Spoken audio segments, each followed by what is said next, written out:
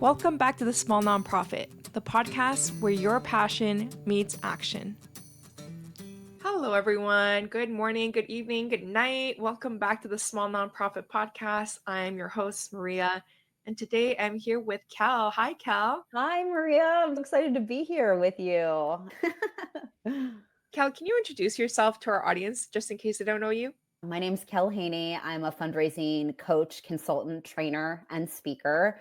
I focus predominantly on helping not-for-profits build and maintain their mid-level donor levels, specifically through 5-minute fundraising asks over the phone. Yes, the fundraising ask over the phone, that thing that everyone loves. No, most people hate it. Why do they hate it? Because it's done badly, because it feels, I say that my slogan is taking the ick out of the ask. And so people feel ick. They feel ick about having to make the calls. They think about all the times people have called them and it hasn't been done well. I know it can be done a lot better than most not-for-profits do it. And it can really be about relationship building as opposed to a transactional encounter. And that's where I come in. So I like your approach because you're teaching nonprofits how to do this themselves. Mm-hmm. But why would they choose to do it themselves versus outsourcing it to Sure. an agency? Yeah. So part of that is about relationship building. In my work, I do two different things. I do come in and coach internal teams. I also help not-for-profits if they've got some kind of part-time employees that make these calls. Personally, I don't recommend those larger agencies because I feel like it's really about transaction. You're running an organization in Texas, yet you've got somebody in Chicago making these calls. It doesn't make any sense. I do sometimes set up teams that way, but they're always people more connected to the organization and ideally also in the same region. And also not reading from a script. Yes. One of my other favorite things I love to say is to ditch the script. Ditch that script. I have a background as a theater director. I was a theater director for 20 years, but I really think a whole lot about the fact that scripts are for actors. I don't think they're for fundraisers. Okay, so ditch the script. That's a really good tip. What other tips can make it easier for someone who is looking to start calling and maybe start getting those mid-level donors more engaged? How can they actually do that? Okay. So I have lots of tips on that. It starts with my 5-minute fundraising ask framework. I think about the conversation as that it's under a tent and not the kind of tent that you take camping or glamping, but the kind of tent you have a reunion under or a graduation party, or in my case, a do-it-yourself wedding on a small island in Maine. What I love about tents is that we're calling in community. Community members can come and go as they feel free to do. There aren't windows, there aren't doors. You're coming in, coming out as feels right to the individual. Also, I love the idea that tents are movable. So you can be calling someone in your community for a year-end gift. You can be calling them at the beginning of the new year to thank them for that year-end gift, or to check in with them because you didn't get that year-end gift you were anticipating and you want to reconnect with them to talk about it. It's all about building community. And so part of it is that I really want to think about the idea of whether or not that person says yes or no to an ask on that call. That's beside the point. The idea is that I want both people, the fundraiser and the community member, when they hang up the phone, to feel more connected to each other, to feel good about the conversation that happened. I want the community member to know more, to be more educated on the not-for-profit and more excited and enthused about potentially getting involved further or again or continuously in the future. So I pick up the phone, I call, and then what do I say? Do I say, hey, how's it going? I saw that you didn't give me a gift 2 months ago, right? Yes. I think love it, we have Maria. different ways of doing it, so I'm excited to kind of like explore. Yeah, I love the idea. If you're game, Maria, we can role play a little bit. Oh yeah, I'm excited. So don't worry, I'm going to ask you to be the community member that's being called as opposed to the fundraiser. So you get to be off the hook a little bit and you can answer however Maria would answer if somebody picks up the phone. Okay, great. So when I'm doing my training, the first of the 4 tent poles is the first 15 seconds. I think a lot about Malcolm Gladwell's idea of us making split-second decisions and impressions. The idea is that we are all marketed to truly thousands of times a day, and in ways that come across as automated and authentic and a little too slick. So when you're calling someone, it's very different than if you're seeing them in person or if you're writing an email. Let's do 2 different examples. Tell me how they make you feel. What do you say? That sounds great. Let's Okay. do it. Hi, am I speaking with Miss Rio? Yeah, Hi, Miss Rio. My name's Kel. I'm calling you from Organization X. How are you doing today? I'm good. Good. Is this an okay time to talk? Sure. Great. That's one way in. Ready for another ring? Hello? Hi, Maria. This is Kel Haney. I am the Executive Director of Organization Y. Checking in with you. Happy New Year. You've been involved with us a few times in the past. Looks like you've been making annual gifts the past couple of years. This year, you didn't end up doing that, which is totally okay. But I'm taking some time during this slower season to check in with folks who are part of our community, but we haven't been as much in touch with lately. So I just wanted to see how you're doing, but also wanted to check in about potentially getting you more involved. Did you happen to see that we have an event happening? Are you getting the emails? We've got an event happening February 14th. I don't know. Maybe. Okay. Okay. Two different ways in. I'm curious how those landed with you. Okay, so the first one, what I like about it is that you asked me, do I have time? Because Uh-huh. I feel like someone might like opt in or out and informed consent right at the beginning. Do you have time? Yeah. Like kind of thing. The second one just feels like much warmer because you're giving me Mhm. more information about who you are and like why you're calling, which like the first one, I don't know if I got the reason why you were calling. Yeah. With the first one, there's a lot of space. We think that by offering space, we are making people feel more comfortable. But actually, in terms of a phone call, you have to consider your medium. On the phone, it's more important for us to get out as much information as possible. The community member might say, oh, that was a lot of information, or oh, I'm a little overwhelmed. But the point of the matter is that if you're leading really front footed, and immediately I assumed I was talking to the person as opposed to saying, is this so and chances are we have somebody's cell phones. Every once in a while, you will get Chris instead of their partner, Robin. And I find that it's much better to apologize in that moment than to start by asking if it is the person. Personalize from the get go. I also used your first name. I talked to you like you were a member of our community, right? So there was a warmth and a respect, how I would talk to anyone I don't know terribly well on the phone. So starting there, I said not only my full name, I also said what organization I was with and my position at the organization. I know with a lot of small not-for-profits, we're aware of the scarcity and the lack of agency we have in so many ways. But if you are the executive director, if you are the director of development, if you are the individual giving manager, share that so they know exactly who you are when you're calling. And then I was clear about why I was calling, right? Now that we're in the new year, we all have maybe a little bit of a different time than we had at year end. This is really a great moment to check in with people. Either truly just make a thank you call, which you can do, and we could talk about that a little bit more if you want, Maria, but also to check in with people who might not have gotten involved after all. I shared some of your giving history, said would love to get you more involved, back involved.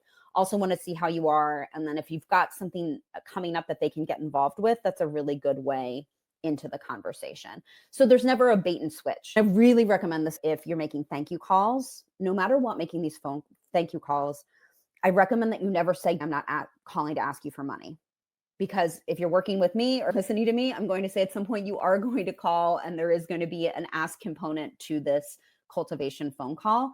So never say, oh, don't worry, I'm not calling to ask for money. Same thing if you've got board members making these thank you calls. That's a phrase I recommend that you never use.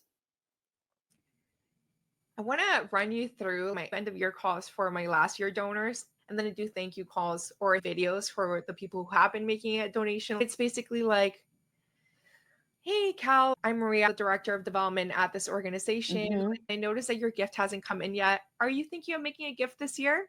So just like Mm-hmm. that information out there quickly Yeah. and getting those numbers in. And for one organization that we did this for, the person's, oh, yeah, I think I'm going to give a little bit more than how much did I give last year? 1,000? A little bit more. Mm-hmm. She gave 250,000 just because she was reminded that we exist. It was pleasant. We got that ask right out there. I'm not surprised. It was great. I hear stories like that all the time. That what people need is the connection. So congratulations. That's really awesome. And I would go a step further, Maria. I would recommend, as opposed to say, I noticed your gift didn't come in yet this year. I feel like that might feel a little presumptuous. My recommendation would be wanted to check in as it looks like on our end, we haven't received a gift. Wanted to say, see if you were planning on making a gift, if you've made a gift and I should be looking out for it. Obviously, checks or even personal checks, sometimes those things take longer. So it's just good to know. I'm always recommending, I think not-for-profits, fundraisers, leaders get so worried to ask the details. For instance, I have a client that has someone donated annually, usually 5,000, had a conversation. They didn't ask for 7.5. They were also talking about the upcoming capital campaign. The gift came in for 10K. And in the notes of the check, it said, good luck with your new building. Now, this 10K was a lot less than what they were going to ask for in terms of the capital campaign sometime next year after the board members have all made their commitments. So we're very much in a silent phase at the moment. The executive director's thought was, okay, we'll just assume that is going to capital campaign and put it to capital campaign. And I said, I think you should call that person, thank them, and clarify and say, I felt like we were having two different conversations at the same point. I felt like the ask I was asking for was for our annual. We're going to come back to you about capital campaign. But I noticed the note in the check about the building. So I just wanted to see if you were comfortable with this being part of the 2024 annual campaign, or if you really wanted this to go to capital. And so I'm like, just have that conversation. I think people get so afraid to have that transparency. No, we're actually building relationship through having that transparency. I loved all of that. Good. I don't even know where to start. Yes, I guess my fundraising style is a little bit assumptive. That can be a superpower too. But I really like what you're saying about the check might already be in the mail. They might have already made the gift, and I'm assuming that they didn't, right? I know. Yes, to protect yourself. And I think that's very common. And so that executive director example I was just giving, I feel was afraid to rock any boats. This person we know has the capacity to make a capital campaign much more than a low 5-figure gift. So I'm like, let's just open up the conversation. But I also would recommend whenever are working on a particular campaign, get really specific with the numbers. Okay. People love the idea of seeing where we are on our goals. So I have a client, once they're starting a new month, they've got a new goal. At the beginning of the month, it's a little bit of a cheeky joke, but it's true to me. Like, I've got this goal for January, and it's to raise $30,000, even though it's a slow month. I've just started 4 days ago or something, and I haven't brought anything yet. So you'd be the first person. And how amazing is that? And so then further into the month, halfway through the month, I'm actually halfway to my goal. I'm really excited. Now I'm like $5,000 away from my goal of 30,000. So people really love that because it's engaging both the fundraiser and the community members, not just their warm and fuzzy oxytocin, but their get it done dopamine. I recommend adding that, because if people are like, oh my gosh, Maria and her organization are X away from their goal of Y that they're trying to reach by Z date, that gets people engaged and excited. I was going to touch on that, the psychology of using that first name. It's not just the organization, and it's not just the 30,000, but it's Maria, $5,000 more. Yes. She's called me twice about this already. Yes. I want to Yes. help her out. Exactly. $500 isn't that big of a deal. $1,000 I can do. Yeah. There's that like bond. Yes. And here's the thing. We have to remember, as the fundraiser, as the nonprofit leader, we have to show vulnerability. So by getting that personal, like, we're being vulnerable, but that's what's going to get people to connect to us. It's not about being buttoned up. It's not about acting like we've got all of our ducks in the row. The more like sleek and shiny we are, the less likely people are going to be to connect to us. And so that's what we're really after. It's like, we want to build the deepest connections with our community members. If we're focused on community building and one-on-one relationship building, we're always beating our goals. I don't see that as a problem with any of my clients. We talked about this in relation to mid-level donors. Do you think the approach is different when you're looking at major donors? Yeah, it's a little different. I would say the big difference is just the timeline, right? So if you're on a 5-minute fundraising phone call, part of the reason that I recommend that most specifically for mid-level is because I feel like mid-level is this pain point that not-for-profits face all the time. What are we doing about mid-level? Most people understand that the folks who are in our major gifts area, we're going to take them out to lunch. We're going to take them out to coffee. We're going to cultivate them one-on-one in a very specific strategic way. Also, we've got so many people in our field who are doing such a great job. Christy, Caitlin, amazing humans who are figuring out how to segment emails and to make sure that people are getting the correct email. That works out really well for smaller gifts and for monthly donations. That works out awesome. but mid-level needs something specifically for them. And that's where a 5-minute phone call comes in. What I would say is that you can, in a 5-minute phone call, both build rapport and also make an ask. And make an ask, I would say usually 4-digit gift, maybe like an early 5-digit gift. And somebody can make that decision while they're on the phone in a way that the process, a lot of the methodology I recommend is very similar for major gifts, but it's elongated over a longer time frame. So that might be 3 months, 6 months, 12 months, depending on the individual. You always want to be ready though, because I think what happens a lot with major gifts is like people are assuming the runway is really long, and then you're at that meeting and that person is like, great, I'm game. What do we do? What's the next step? And so you always, I feel, have to have that number in your head of what you're going to ask for, even if you're not thinking that's going to happen in this particular meeting, in case the community member goes there and is ready. I would love to talk about rapport. Yeah, let's do it. I feel like this is one of the reasons why I always like, you didn't do face-to-face fundraising, because they teach us how to do rapport so well there. But Yeah. you are also very good at it. You do it so naturally. So Mm-hmm. you share some tips with our audience. Okay. So what I always say is, instead of always be closing, which is this old icky adage, and it's like boiler room hard sales tactics, I always say, always be curious. So if you're truly leading with curiosity about the other person. So it's never about, here are my questions that I ask that get someone to warm up to me. I want to know. And so depending on who the client is that I'm working with. So I have a higher ed client. So I've got 20, 21-year-old Zoomers making phone calls. So I'm like, what's important to you right now? They're all anxious about graduating. They love their friends. They want to know if they're still going to stay in touch with their friends. So when they call the alum, I'm like, ask the questions that you actually want the answers to and that you're genuinely curious about. I have a lot of clients in the performing arts sector.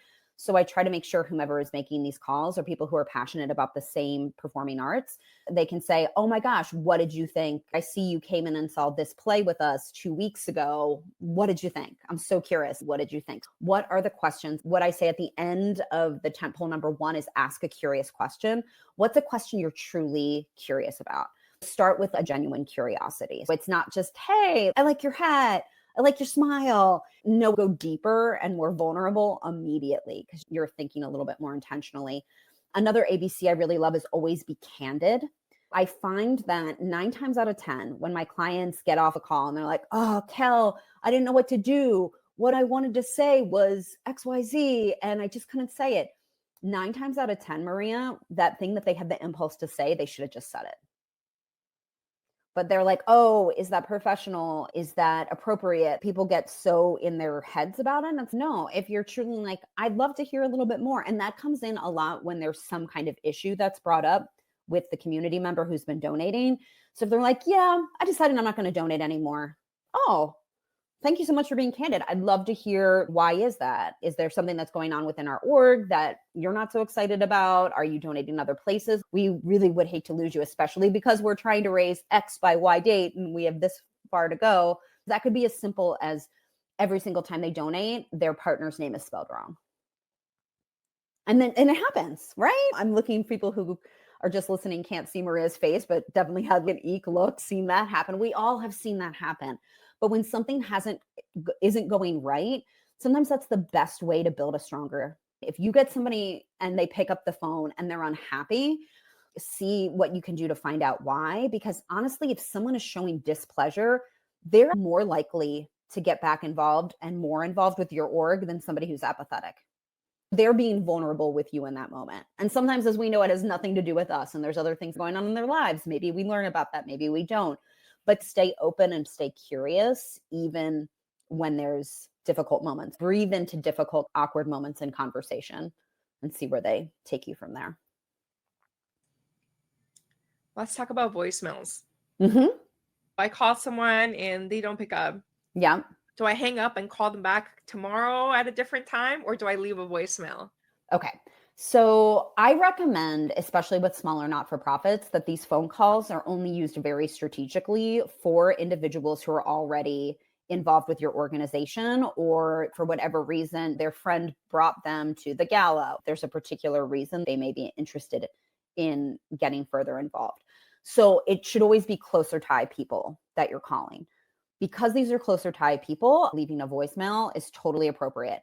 Also, I don't know if your phone does this now, Maria, but my phone gives me a transcription. I can see what the person says like in real time as they're seeing it. It's amazing. Voicemails are exceptionally effective. I feel like it's akin to writing the handwritten note on your letter appeal because people are like, okay, that takes time to leave voicemails. And I recommend that you actually take, and you can leave longer voicemails, like 60 to 90 seconds at the top of the call. I said who I was, my title, what your relationship is with the org, how I'd love for you to get more involved. So that example you gave, I would definitely say you've given $1,000 the last 5 years, at least on our records. That hasn't come in yet this year. I don't know if you've mailed a check or if you haven't done it yet. If you haven't made that gift yet, Maria, I'd love for the shoot for the moon and see if you would do 1,500 this year. We're trying to raise $100,000 and we're still $15,000 away from that. So 1,500 would help a lot. You're welcome to make that gift on the internet if you want. Go on our website. You can see the donate button immediately, or you can mail us a check. Feel free to reach out to me. I'm also going to put this in an email, so you've got it in writing. You can email me. And if I don't hear from you, I may check in at the very end of our campaign in another 2 weeks. I mentioned how much they gave before, and I made a specific numerical ask on the phone. People respond to those. It's amazing. It's so interesting that you do the ask even on the voicemail, because Yes. I would assume many fundraisers would just be like, Call me hey, back. Yeah. or not really letting them know why you're Yeah. calling. So doing the ask with a numerical number, like with the anchoring, all that, I think it's just really smart. Yeah. And that's where mid-level is different, right? You're not going to leave a major gifts ask on a voicemail. But I think we're so trained to think like major gifts that what I do with a lot of my clients is get them to understand there's slightly different tactics to be using differently with mid-level. And that when you use those tools, the results are amazing. Is there anything you want to leave our audience with today? I just want to say, pick up the phone. There's a few things I would recommend. It's vulnerable. Like there's no getting around it. I have personally made over 20,000 asks myself. This is how I started. This is how I was supporting myself. I was a theater director for 20 years. I was calling for the theater I thought I wanted to run someday. I would do it every day. I personally raised $6 million in less than 8 years, predominantly in gifts under 2,000. And it was because I was talking about my favorite thing. So I would say get really clear about your why. Like, why are you working with this organization? Why is this important to you? Get curious about the people that you're calling.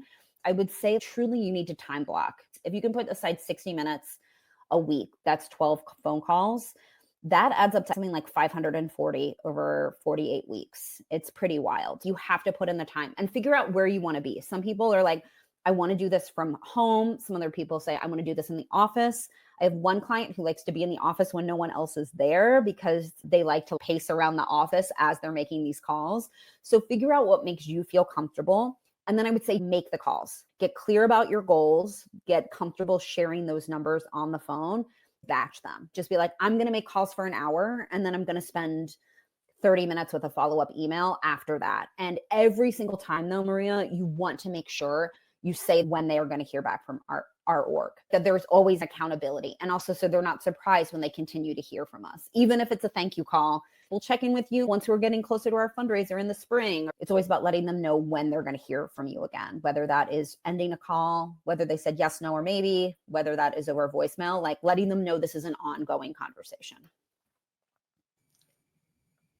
Where can people find you to continue the conversation? LinkedIn is definitely my professional networking happy place. So you can find me there, Kel Haney, on LinkedIn. You can go to my website, kelhaney.com. I've got some great resources there. 8 phrases not to use in fundraising, 5 tips for mid-level giving. If your org has interest in potentially working with me, you're welcome to book 30 minutes of exploratory call. I'm happy to get to know any of your listeners. Thanks so much for doing the role playing the phone call. And thank you for sharing your insight on the small nonprofit. Thank you. And thank you all for tuning to another episode of the Small Nonprofit Podcast. I hope that you take away these tips and pick up the phone, start calling your donors, start engaging them in a deeper manner. And as always, if you want to see our lovely faces, you can do so on YouTube. Thank you so much for tuning in, and bye for now.